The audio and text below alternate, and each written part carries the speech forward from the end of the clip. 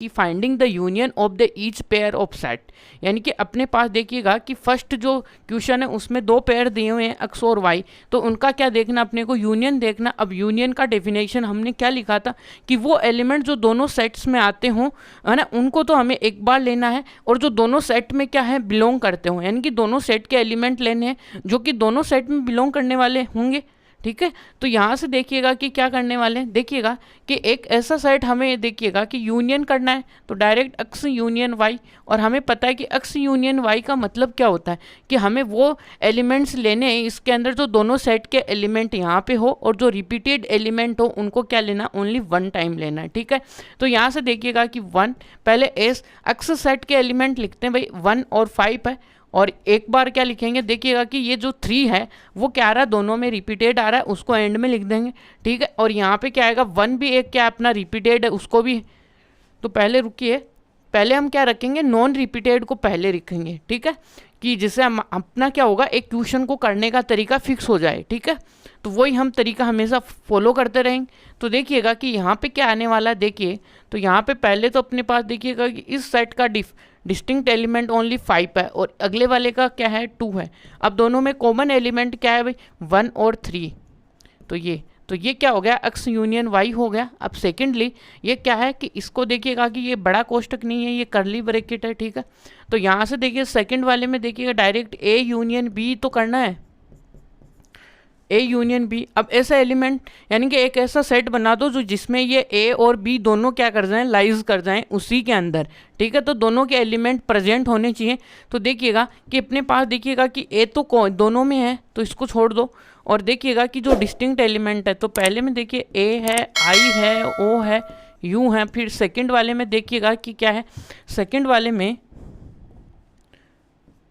You है, second वाले में देखिएगा कि बी और सी है, और कॉमन जो एलिमेंट है वो क्या है, ए है। समझ में आएगी बात। तो यहाँ पे है ये कि एक ऐसा सेट बता दो जिसके अंदर ए और बी के दोनों सेट के एलिमेंट यहाँ पे मौजूद हों, उसको हम बोलते हैं ए यूनियन बी। सिंपल जो अपनी लैंग्वेज होगी उसमें। अब देखिएगा कि ये क्या है, देखिएगा इसमें अपने पास देखिएगा कि x is the natural number and multiple of 6, यानी कि नेचुरल नंबर है, तो हम देखिएगा कि इसका जो अपने पास जो रोस्टर फॉर्म होगी वो क्या आएगी। ठीक है, यानी कि एक्स का क्या बताना है, मल्टीपल बताना है, तो एक्स यानी कि 3 का टेबल ही लिखना है, यहाँ पे 6 है।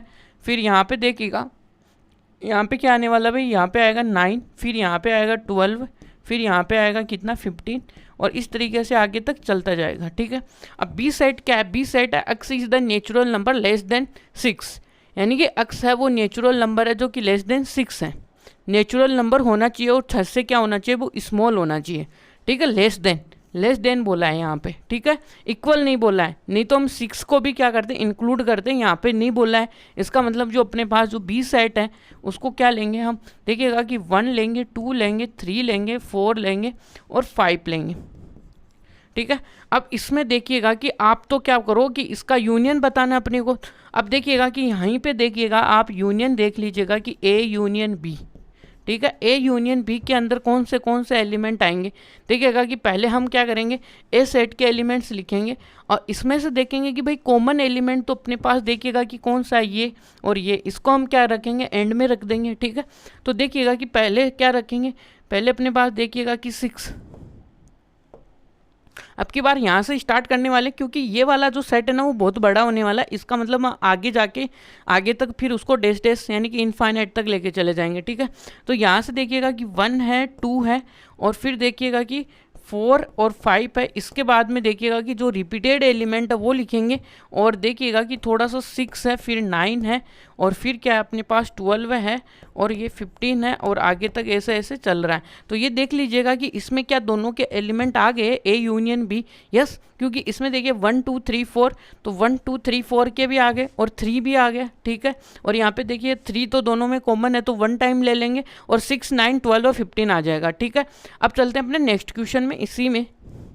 अब इसी का देखिएगा कि नेक्स्ट पार्ट क्या है कि भाई अक्स जो ए सेट है वो क्या है अपना, भाई ए सेट है वो क्या है अपने पास, अक्स एक नेचुरल नंबर होगा जो कि 1 से तो बड़ा है, और 6 के इक्वल है, और 6 से क्या है, स्मॉल है। ठीक है, तो यहाँ पे देखिएगा कि अक्स, तो अक्स यहाँ पे क्या आएगा भाई, 2 आएगा, यहाँ पे क्या आएगा 3 आएगा, 4 आएगा, 5 आएगा, 6 आएगा।